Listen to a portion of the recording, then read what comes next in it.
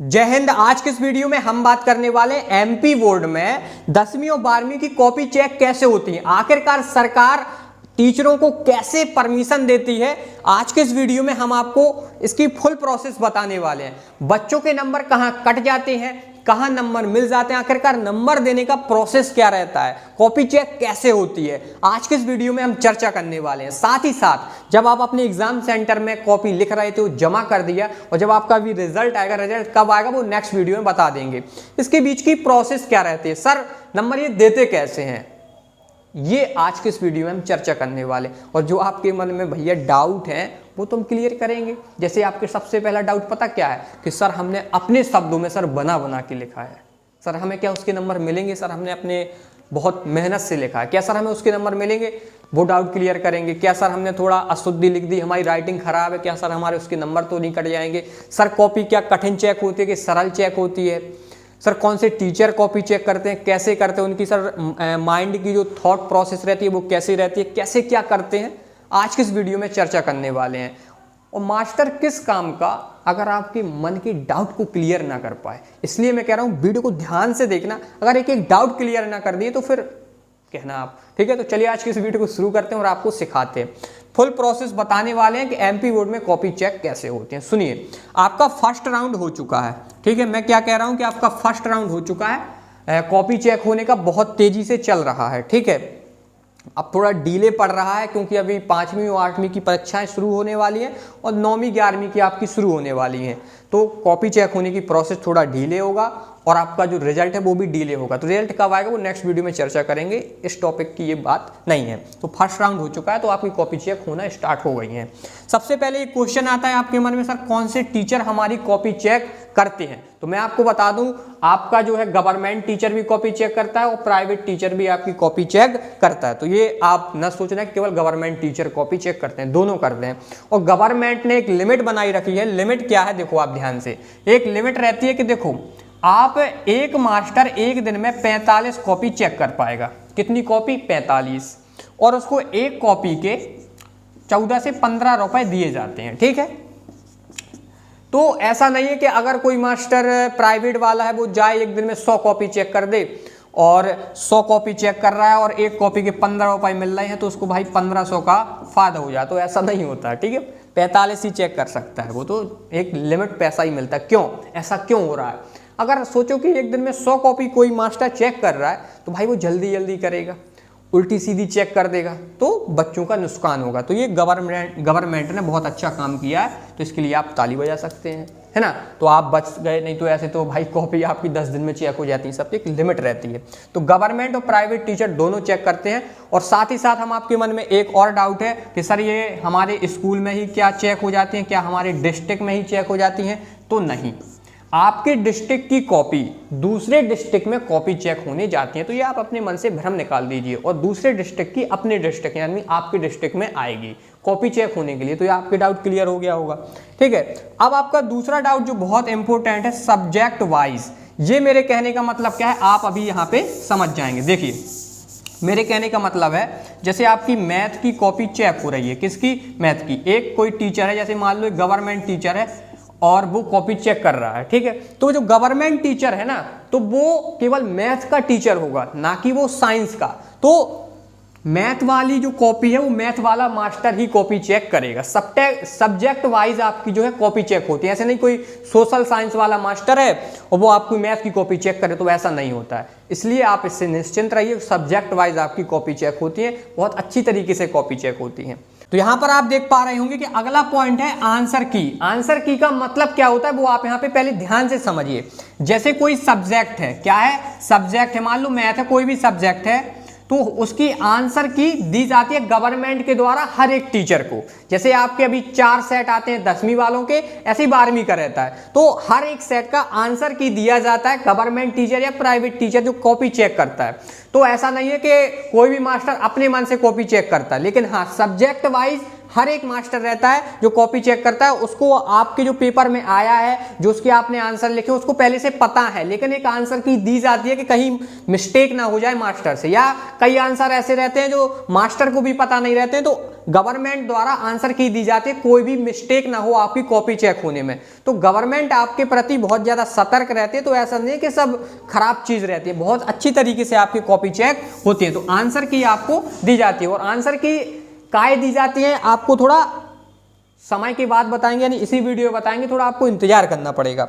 अब जो main point है वो आप यहाँ पे देखिए, अपने शब्दों में अगर सर हम लिखते हैं, क्या सर हमें उनके नंबर मिलते हैं कि नहीं मिलते हैं। देखो गवर्नमेंट करती क्या है, आपकी कॉपी चेक सॉफ्ट चेकिंग होती है एमपी बोर्ड में। मेरे कहने का मतलब है हार्ड कॉपी चेक नहीं होती है। गवर्नमेंट का बिल्कुल निर्देश रहता है हर एक टीचर के कि बच्चों को पास करना है ज्यादा से ज्यादा, ऐसे नहीं कि अंधाधुंध फेल करो। एक मकसद रहता है, अगर बच्चे ने एक अच्छी तरीके से लिखा है और लगता है कि ये 2-4 नंबर से रह रहा है पास होने में, तो भाई इसको पास करो, ठीक है। और अपने शब्दों में जो अपन लिखते हैं, देखो उसका एक क्या होना चाहिए, थ्योरी क्वेश्चन। जैसे आप कोई भी थ्योरी क्वेश्चन लिखते हैं तो उसमें क्या होना चाहिए, कॉन्सेप्ट होना चाहिए, आपका थोड़ा सेंस होना चाहिए, लॉजिकल आप लिखते हो। ऐसा नहीं कि मान लो एक क्वेश्चन आया कि राम को, जैसे क्वेश्चन आता है, मान लो अपने मन से अपन एक क्वेश्चन बनाते हैं, जैसे रावण को किसने मारा और कैसे मारा और क्यों मारा। अब आपको एक तो सीधे सीधे उत्तर आपको पता है कि रावण को राम ने मारा, अब कैसे मारा क्यों मारा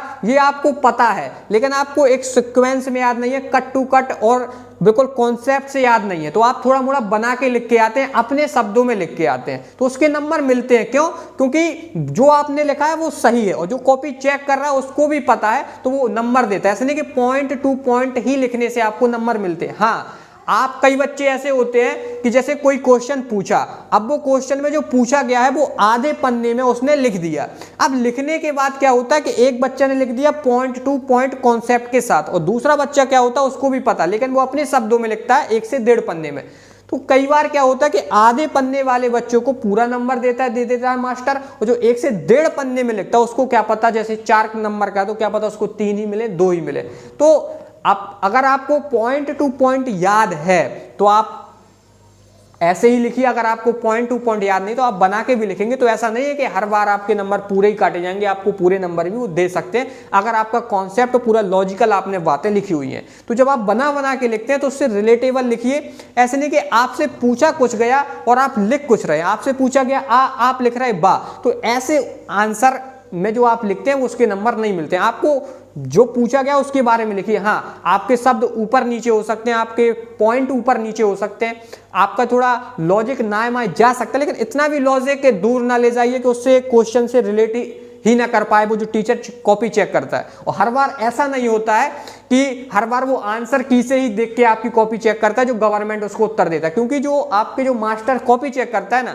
उसको पहले से इसका उत्तर मालूम होता है, तो वो अपने हिसाब से चेक करता है। वो आंसर की जब देखता है जब उसको डाउट होता है कि यार ये क्वेश्चन कैसा था, मैं जब वो खुद भूल जाता है या कुछ डाउट रहते हैं उनके अंदर, जब वो देखता है, बकाया मास्टर अपने अनुसार नंबर देते हैं। और गवर्नमेंट से सख्त निर्देश रहते हैं कि ऐसी स्थिति में आपको कितने नंबर देना है। तो हमारे हिसाब से बना के लिखना कोई गलत बात नहीं है, और ऐसा बच्चा जब ही करता है जब उसको याद नहीं रहता, जब आपको बिल्कुल सीक्वेंस में याद नहीं रहता तभी आप ऐसा करते हैं। यानी कि जब आपको पूरा याद रहता है तब तो आप सही से लिखते हैं ना, जब आप कब सही से नहीं लिखते, जब आपको थोड़ा मोड़ा भूल रहा हो तो नंबर मिलते हैं, ऐसा नहीं कि नंबर नहीं मिलते हैं। जैसे कोई नंबर 4 का है तो हमारे हिसाब से इसमें 3 या 2 मिल जाते हैं, और अगर आप पूरा कॉन्सेप्ट प्लस सेंस से लिखते हैं, लॉजिकली बात लिखते हैं, तो आपको 4 का है तो 4 ही दिए जाते हैं, एक भी नंबर नहीं काटेंगे। चाहे आप 2 पन्ना का भी लिखें तो वो 2 नंबर में, मतलब 2 पन्ना का पूरा 4 नंबर देगा। तो ऐसा नहीं कि आप बना के लिखते हैं, ज्यादा पन्ना लिखते हैं तो आपके नंबर कटते हैं हमेशा, लेकिन हाँ उसमें कॉन्सेप्ट प्लस सेंस रहना चाहिए जो पूछा गया है, ठीक है। अब आपको हम बात करते हैं स्टेप मार्क्स की। इसका मतलब क्या होता है, देखो ध्यान से देखना। जैसे स्टेप मार्क्स का है न्यूमेरिकल, यानी कि जैसे एक आपका मैथ सब्जेक्ट हो गया, केमिस्ट्री हो गया, फिजिक्स हो गया, ये जो पेपर होते हैं इसमें न्यूमेरिकल आते हैं। जैसे मैथ में तो पूरा न्यूमेरिकल है, केमिस्ट्री में कम न्यूमेरिकल आते हैं, फिजिक्स में भी कम न्यूमेरिकल, मैथमेटिक्स जो सिस्टम रहता है। आपके मन में ये डाउट रहता है कि सर हमने पूरा क्वेश्चन आंसर मतलब पूरा सॉल्व किया क्वेश्चन, सर लास्ट में जो आंसर था सर वो बस गलत आ गया, क्या सर हमने जो इतनी बीच की प्रोसेस की है उसके नंबर मिलेंगे कि हमें पूरे ही काट लिए जाएंगे? तो ऐसा नहीं होता। आपके फॉर्मूला और जो आपने कॉन्सेप्ट किया उसके नंबर आपको दिए जाएंगे। मान लो 4 का है तो 3 दिए जाएंगे और आधा नंबर या 1 नंबर आपका आंसर बस का काट लिया जाएगा। क्यों? क्योंकि आपने आंसर गलत कर दिया। तो ऐसा नहीं कि आपके पूरे नंबर काटे जाएंगे। ऐसे फिजिक्स में लागू होता है, ऐसे केमिस्ट्री में, ऐसे मैथ में। तो आप टेंशन मुक्त रहिए कि क्या आपने पूरा गलत कर दिया तो पूरे नंबर काटे जाएंगे, ऐसा नहीं होता। ये अपने एमपी बोर्ड में कॉपी चेक कैसी होती है? सॉफ्ट होती है। तो इसकी आप टेंशन ना लो, ठीक है, कि आपने केवल पूरा सही किया और उत्तर बस का आपने गलत लिख दिया, धोखे से जोड़ घटाने में गलत हो गया तो दिक्कत नहीं है, आधा या 1 नंबर कटता है, ठीक है। अब हम दूसरी बात करते हैं क्वेश्चन सीक्वेंस। कई बच्चों के मन में ये डाउट रहता है कि सर जैसे क्वेश्चन 1 पेपर रहता है, क्वेश्चन 2, ऐसे क्वेश्चन 26 आए होंगे, 25 आए होंगे, जितने भी आए हों, ठीक है। कई बच्चे क्या होते हैं क्वेश्चन सीक्वेंस में पेपर को हल करते हैं, कॉपी में लिखते हैं प्रश्न क्रमांक 1 का उत्तर, फिर प्रश्न क्रमांक 2 का उत्तर, फिर प्रश्न क्रमांक 3 का उत्तर। इस सीक्वेंस में आप पेपर को हल करते जाते हैं। कई बच्चे एक्स्ट्रा ऑर्डिनरी होते हैं, वो ऐसा करते हैं क्वेश्चन नंबर 10 का उत्तर, कॉपी शुरू की, फर्स्ट पन्ना खोला और लिख दिया कि क्वेश्चन नंबर 10 का उत्तर, क्वेश्चन नंबर 3 का उत्तर, क्वेश्चन नंबर 5 का उत्तर। तो ऐसा नहीं है कि आप गलत कर रहे हैं। अगर आप सीक्वेंस में करते हैं तो मास्टर को मेहनत नहीं करनी पड़ती, कॉपी ढूंढना नहीं पड़ता कि ये क्वेश्चन कहाँ पे है, इसका आंसर क्या है, उसको ढूंढना नहीं पड़ता, ठीक है। अगर आप जब सीक्वेंस में सॉल्व करते हैं, अगर आप सीक्वेंस में सॉल्व नहीं करते हैं, आप मान लो यहाँ क्वेश्चन नंबर 10 पहले कर दिया, फिर क्वेश्चन नंबर 7 कर दिया, तो नंबर नहीं काटे जाते। देखो मास्टर का तो वही काम है, कॉपी चेक करना, ठीक है, नंबर नहीं काटे जाते। लेकिन याद रखना, आप मास्टर को जितनी मेहनत करवाएंगे कॉपी चेक करने में, वो उतनी ही मेहनत करेगा आपको नंबर देने में। यानी कि फिर वो उसका दिमाग खराब होगा आपको नंबर देने में, मतलब आप वो ढूंढेगा ये क्वेश्चन कहाँ है, कैसा क्या है, तो वो आपको जब नंबर देगा तो वो भी मेहनत करेगा। फिर नंबर जब देगा ना तो वो फिर ध्यान ही से देगा, ठीक है। तो ऐसा नहीं कि आपके नंबर काटे जाएंगे, लेकिन रेयरली केस होता है कि कई बच्चों का रिजल्ट ऐसे 1-2 नंबर कम हो जाते हैं। तो आप अगर ऐसा करके आए हैं तो भी कोई दिक्कत नहीं है, ऐसा करके आए हैं तो द बेस्ट है, बकाया दिक्कत इसमें कोई नहीं है, कोई मास्टर नंबर नहीं काटे। लेकिन रियरली केस में ऐसा हो जाता है, तो हमारे हिसाब से सीक्वेंस में कीजिए, कोई दिक्कत नहीं है।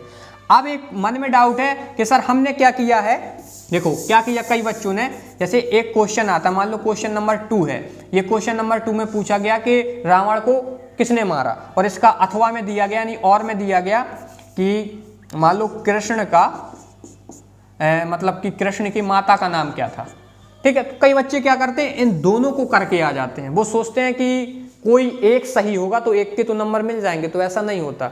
हम आपको बता दें जो क्वेश्चन का मेन क्वेश्चन रहता है उसका नंबर दिया जाता है, अथवा में जो आपने लिखा है उसको वो देखता भी नहीं है, ऐसे काट देता है, ठीक है। तो आपने दोनों कर दिए हैं, मेन क्वेश्चन और अथवा वाला, तो कोई उसको फर्क नहीं पड़ता। गवर्नमेंट कहती है कि आप उसका मेन क्वेश्चन देखिए, अगर वो सही होगा तो नंबर दे देना, अगर सही ना हो तो काट लेना। आ गया समझ में? तो आप अगली बार से अगर 10वीं में है तो सुधर जाइए, 12वीं में ऐसा नहीं करना, ठीक है। ऑब्जेक्टिव क्वेश्चन कैसे आपके सॉल्व होते हैं, देखो मैंने बात की थी आंसर की, किसकी? आंसर की। तो आंसर की दी किस लिए जाती है? ऑब्जेक्टिव क्वेश्चन के लिए। क्यों दी जाती है? क्योंकि ऑब्जेक्टिव क्वेश्चन में क्या होता है, एक ही उसका उत्तर सही होता है 4 ऑप्शन में से, सही है तो सही, गलत है तो गलत, है ना। तो इसलिए गवर्नमेंट इसका आंसर की देती है। तो गवर्नमेंट ने सोचा कि ऑब्जेक्टिव बस के क्यों दें, हम थ्योरी के भी देते हैं, यानी क्वेश्चन के भी देते हैं, पूरा पेपर ही सॉल्व करके देते हैं मास्टर को कि उसको देख के आप क्रॉस वेरीफाइड कीजिए और फिर कॉपी चेक कीजिए कि बच्चों के एक भी नंबर कहीं गलत ना काटिए, ज़्यादा भी ना दीजिए, तो आपको आंसर की दी जाती है। तो ऑब्जेक्टिव आपके क्या होते हैं, आंसर की से देख के आपके चेक किए जाते हैं, ठीक है। तो उसमें सही या गलत तुरंत पता चल जाता है। थ्योरी हम आपको बता चुके हैं, थ्योरी क्वेश्चन क्या होता है कि कॉन्सेप्ट प्लस सेंस। आप जो लिख रहे हैं थ्योरी में वो आपको कॉन्सेप्ट से लिखना है, जो उसका ओरिजिनली कॉन्सेप्ट है जो पूछा गया है वो लिखना है, उसमें आपका सेंस होना चाहिए, ठीक है। तो आपको नंबर मिल जाते हैं। देखो होता क्या है, 2 बच्चे होते हैं, कितने प्रकार के? 2 प्रकार के। ये कॉपी का पन्ना है, ठीक है। एक बच्चा क्या करता, एक क्वेश्चन है उसका आंसर लिखना यहाँ से स्टार्ट करता है, ठीक है, और उसने आधे पन्ने में खत्म कर दिया। एक दूसरा बच्चा होता है वो क्या करता है कि इस पन्ने को पूरा भर देता है, क्या पता दूसरा पन्ना भी भर दे। तो पहला वाला बच्चे को क्या पता आधे में पूरे नंबर मिल जाए, और दूसरे वाले बच्चे को पूरा भरने के बाद भी नंबर ना मिले। बस यही अंतर रहता है कि एक बच्चा क्या करता है, जो सीरियस से पूरा याद करके आता है, आधे पन्ने cut to cut point to point लिखता है और नंबर पूरे पा लेता है। दूसरा बच्चा वही करता है, उसको भी लेकिन पॉइंट टू पॉइंट और कट टू कट याद नहीं रहता, उसको पता है कि इसका कॉन्सेप्ट क्या हो, सेंस लॉजिकली तरीके से लिखता है 1.5 से 2 पन्ने में, उसको भी नंबर मिल जाते हैं।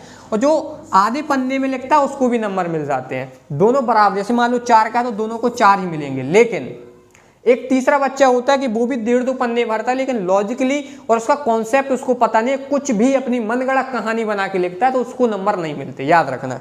ठीक है, तो ये होता है theory question, concept plus sense का।